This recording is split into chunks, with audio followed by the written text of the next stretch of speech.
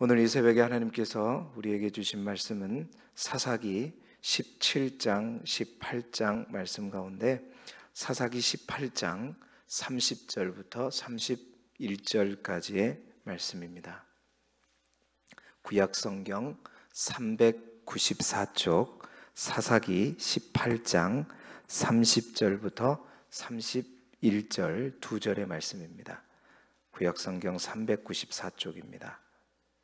사사기 18장 30절 31절 말씀을 우리 한 목소리로 함께 읽겠습니다. 시작.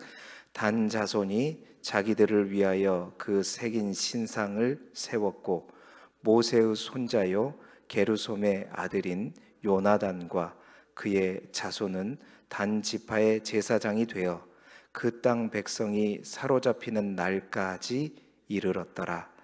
하나님의 집이 실로에 있을 동안에 미가가 만든 바 새긴 신상이 단 자손에게 있었더라. 아멘. 오늘은 사사기 17장 18장까지의 말씀 가운데 교재에 있는 제목대로 기초가 무너진 사회, 기초가 무너진 사회라는 제목으로 말씀의 은혜를 나누겠습니다. 교재에 나와 있는 우리 포인트를 함께 읽어보겠습니다. 204쪽에 나와 있는 포인트를 함께 읽어보죠. 시작. 제사장 제도가 흔들리고 정체불명의 신앙이 등장했음을 보여주는 미가 이야기는 사회의 근본 기초가 무너졌음을 보여줍니다. 아멘. 여러분 12사사의 이야기가 끝났죠. 우리가 12명의 사사들의 이야기를 보았지만 결국 하나님께서 세우신 사사들조차도 그 시대의 타락과 또 어둠을 극복하지 못하고 어쩌면 그런 거예요. 하나님의 계획만 겨우 실행하는 정말 아쉽죠. 아쉬운 모습, 안타까운 모습을 우리는 볼 수 있었습니다.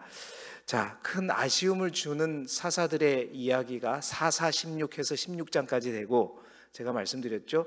17장부터 21장까지는 사사 시대가 아니라 어떤 시대다? 무사사 시대.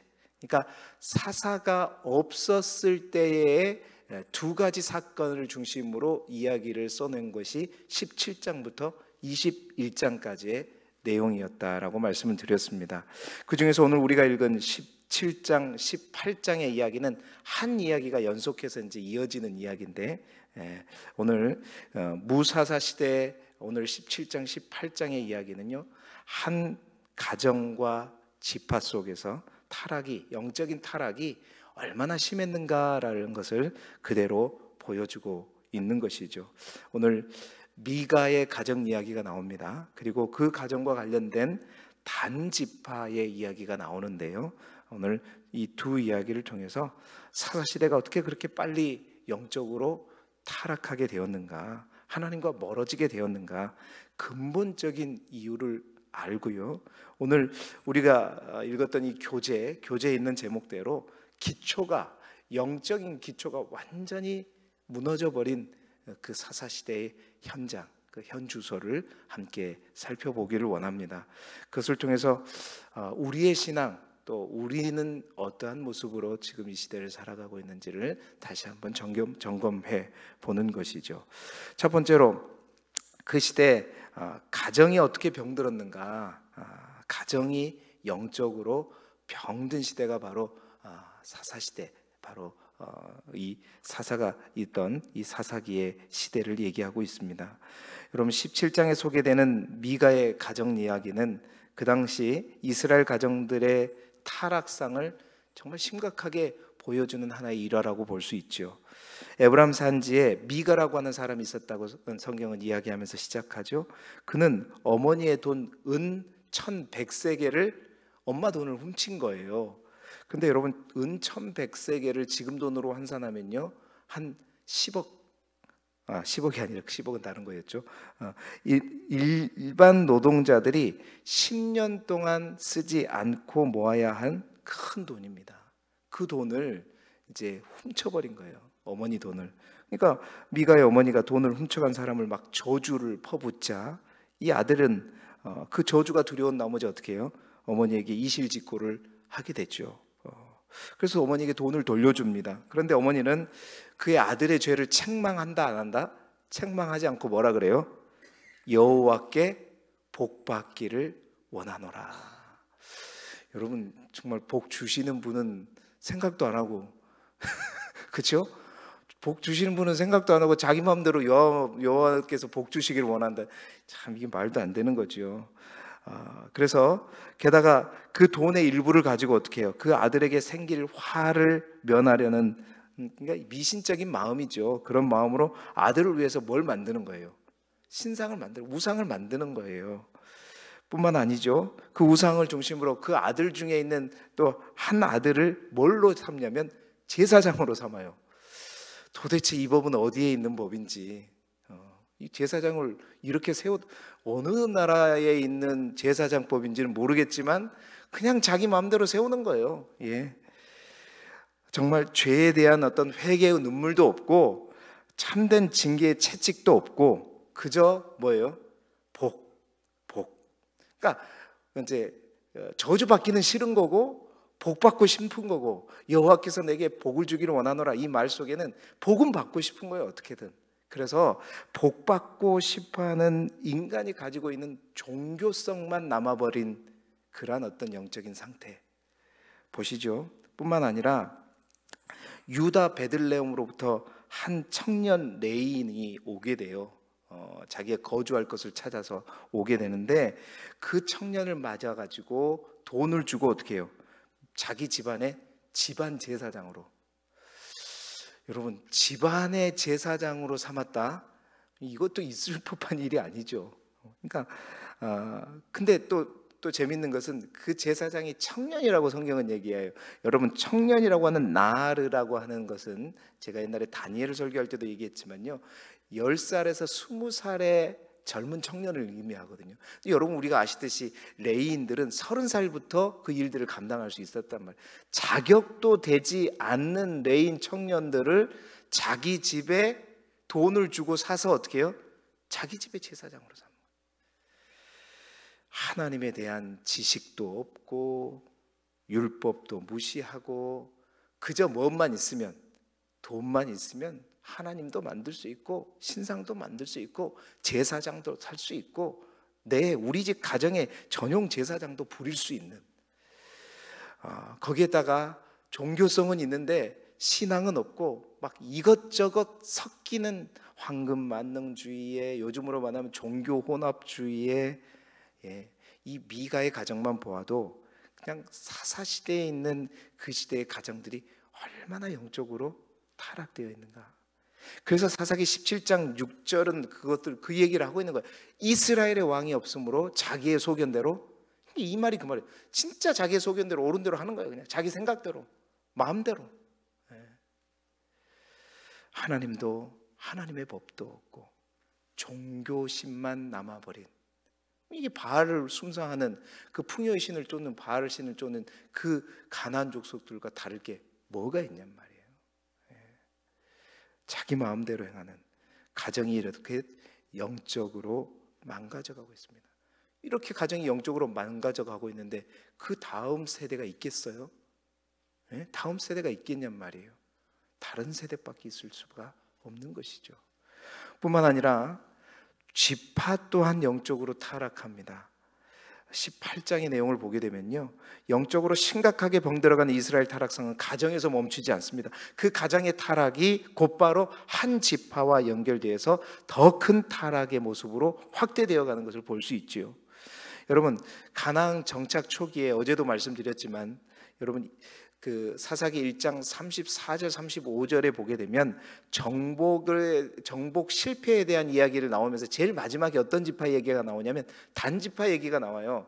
사사기 1장 34절 35절에 보게 되면 이제 하나님이 명령하신 그 성읍을 믿음 없이 정복하지 못한 지파들도 있었지만 그 중에 어떤 지파? 단 지파는 오히려 정복이 문제가 아니라 그 거주민들에게 쫓겨나요.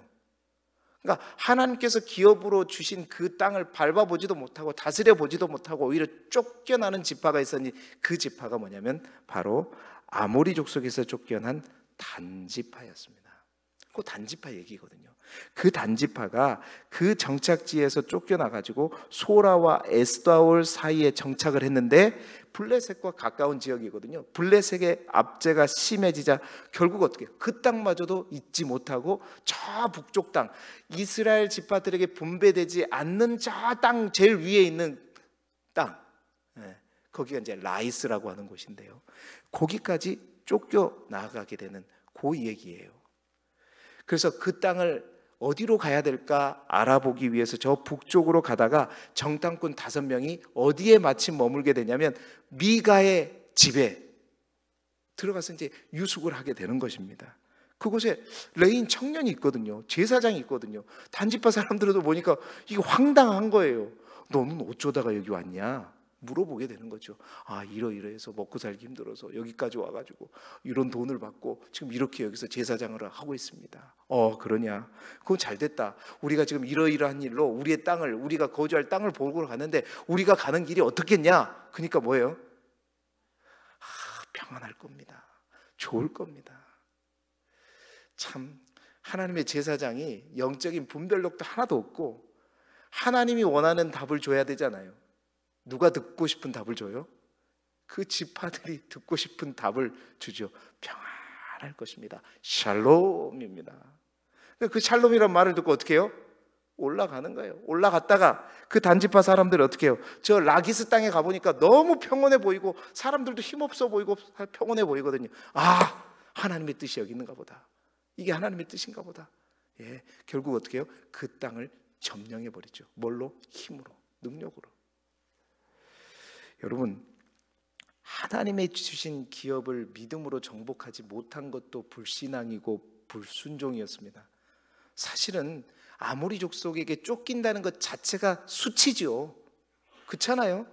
그런데 그것도 모자라서 아무런 염려가 없어 보이는 마을을 탐내고 그것이 하나님의 뜻이라고 그곳에 정착하는 이 단지파의 모습. 그냥 자기의 소견대로 거기다가 하나님의 뜻이니 갖다 붙이고 지파마저도 한 지파가 이래버려. 이제 가정을 넘어서 한 지파가 자기의 소견에 옳은 대로 행하고 무조건 하나님의 이름을 갖다 붙이는 어처구니 없는 모습. 여러분, 그리고 나서 이제 단지파는 그 라이스라고 하는 그 땅을 차지한 후에 어떻게 해요? 미가의 집에 가서 그 청년 제사장을 봤잖아요. 옳지, 잘 됐다. 그 미가의 집에 있었던 에봇과 드라이븐과 신상을 다 빼앗아 가지고 레인 그 청년 제사장에게, 야, 한 가정의 제사장 될래? 지파의 제사장이 될래? 선택해. 우린 더 많은 돈을 줄 수 있어. 그러니까 어떻게 해요? 그 말이잖아요. 저 시골 촌교회 조그만 교회 목사 할래?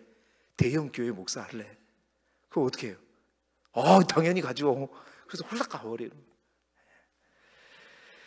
사사기 18장 1절 그래 또 반복하잖아요. 그때 이스라엘이 왕이 없었다. 그러니까 그 말은 하나님도 없었고 신앙도 없었고 아무것도 없었어요. 그냥 자기 마음대로, 자기 신앙대로.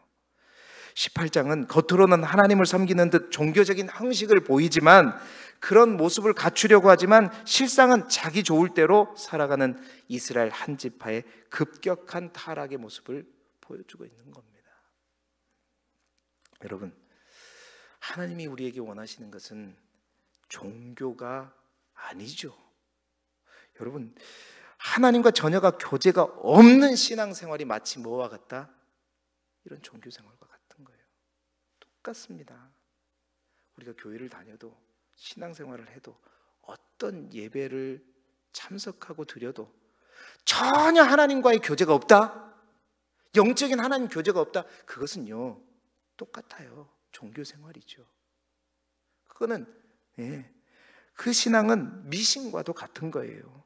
두려움에서 오는 어떤 종교성의 표출일 뿐이지 감히 말하는 것은 하나님과 영적인 실제적인 교제 없이 그냥 마당만 밟고 뭐 교회만 왔다 갔다 하는 거, 그것은요 우상 숭배하고 똑같은 거죠. 단지파의 이러한 영적인 실상을 통해서 그 영적인 타락이 한 지파를 어떻게 침몰시키는가도 오늘 성경은 우리에게 가르쳐 줍니다. 그 이야기가 이제 세 번째 이야기인데요. 그 타락의 중심에 누가 있느냐? 성경이요, 이 미가의 집의 이야기를 통해서 단지파의 이야기와 확대는 이 가운데서 주목하고 있는 한 사람을 이야기를 지금 드러내고 있는 거예요. 그게 뭐냐? 바로 그 미가의 가정 얘기와 단지파의 이야기에 함께 연루되어 있는 누구? 아까 말했던 청년 제사장 레인에 관련된 얘기입니다. 여러분, 이게 가장 심각해요. 바로 이런 가정의 타락과 지파의 타락 속에 아무런 역할을 하지 못하는 누구? 레인, 제사장. 레인의 타락, 사실 제가 이 사사기를 시작할 때 이 얘기를 했어요. 사사기의 진짜 문제는 누구에 있다? 레인에 있다라고 얘기를 했는데 여러분 기억하실는지는 모르겠는데 저는 이제 여기를 보고 이제 미리 말씀을 드렸던 건데요. 여러분 보십시오. 오늘 우리가 읽었던 사사기 18장 30절에는 그 청년 제사장의 실체가 누구인지를 얘기해 줘요. 우리 30절 다시 한번 볼까요? 단 자손이 자기를 위하여 그 새긴 신상을 세웠고 모세의 손자요 게르솜의 아들인 요나단과 그의 자손은 단 지파의 뭐가 되었다? 제사장이 되어 그 땅 백성이 사로잡히는 날까지 이르렀다. 여러분, 그 청년 제사장이 알고 봤더니 누구예요? 모세의 손자예요. 모세의 손자예요. 이런 안타까운. 여러분, 사사기 후반 17장 18장에 기록되었다고 해서 이것이 사사기 끝자락에 기록된 게 아닙니다. 제가 말씀드렸죠. 여러분, 사사시대 말기에 일어난 일이 아니라 성경은 뭔 얘기를 하고자 하냐면, 여러분, 모세의 손자 요나단이면 바로 비느하스, 아론의 손자 비느하스 때거든요. 그 비느하스가 제사장 됐을 때가 언제냐면 사사시대 초기예요. 초기. 아까도 말했지만 단지파가 북쪽에 자기 땅을 찾으러 갔을 때가 사사시대 말기가 아니라 언제예요? 사사시대 초기였단 말이에요. 이 말이 우리에게 의미해 주는 것은 뭐냐? 네. 사사시대 초기 때부터 레위인들, 제사장들이 이렇게 어떻게 타락되어 있다. 여러분, 레위인들은 가나안 땅에 48개의 성읍에 흩어져 살면서 뭐라 그랬어요? 각 해당 지역에서 하나님의 말씀을 가르치고 전파하면서 이스라엘 백성들이 하나님을 잊지 않도록, 그 하나님을 알고 기억하도록 그 사명을 감당해야 할 사람들이 누구였어요? 레위인들이었잖아요. 그런데 그 레위인들이 그 사명을 잃어버린 겁니다. 표면적인 이유는 뭐죠? 먹고 살기가 힘들어서. 사사시대가 들어오면서 아마도 그들은 그 사명을 받고 이스라엘 백성들이 주는 11조를 통해서 살게끔 되어 있었잖아요. 그런데 그 먹을 것이 없어서인지 모세의 손자마저도 어떻게 해요? 베들레헴을 떠나서 에브라임 산지까지 기거할 곳을 찾으러 온 거예요. 여러분, 이게 바로 이제 영적인 기초가 무너진 사회의 모습을 보고 있는 겁니다.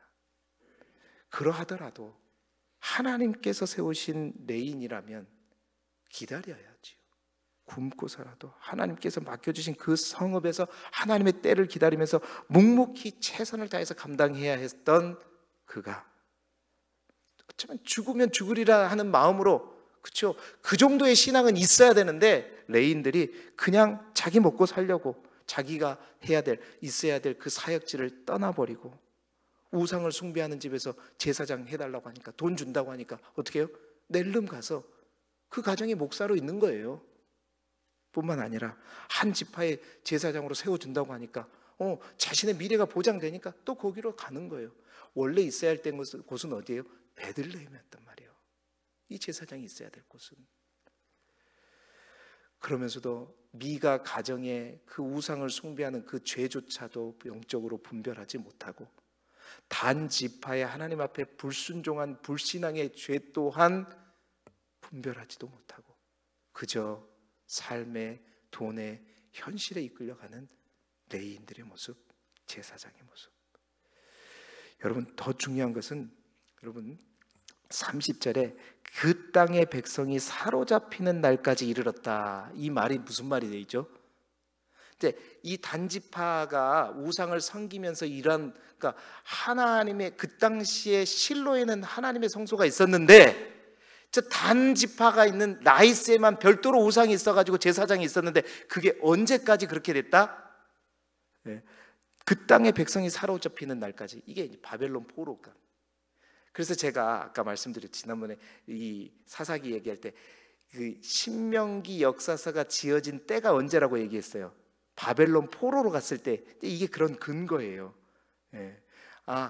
이 마지막 그 초기에 있던 자료들을 최종 수집한 저자가 딱 보니까 얼마 전에 그 단지파 우상 숭배한 숭배들 봤는데, 그러면서 이 이야기까지 기록한 거죠. 그때부터 시작된 단지파의 우상 이야기가 바벨론의 포로로 끌려갈 때까지 그러고 있더라는 거예요.